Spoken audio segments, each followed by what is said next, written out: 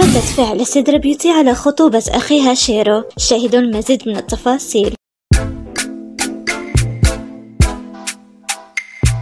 بعد أن أعلن شيرو عن خطوبته بشهد، قامت سدرة بيوتي بالخروج بمجموعة من الاستوريات عم تبارك لأخوها الخطبة، وكمان عم تكشف عن ردة فعلها إنه أول حدا من عيلة بيوتي خطب. أيضا نارين بدورها قامت بنشر بوست جديد على صفحتها بالإنستغرام، علقت عليه نارين: أخي الكبير راح يتزوج ويتركنا، وقامت بنشر صور مع أخوها باليوم اللي صارت فيه الخطبة.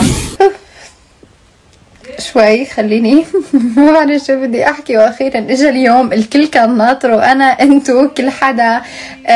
خليني شوي هيك هذا اعرف احكي. اوكي طبعا يا جماعه انا حاليا ما بعرف شو بدي احكي، لانه يعني هو اخيرا حدا من عائلة بيوتي قرر انه ياخذ هيك خطوه كبيره بحياته ويخطب. انتو متخيلين مين؟ شيرو وشهد خطبوا.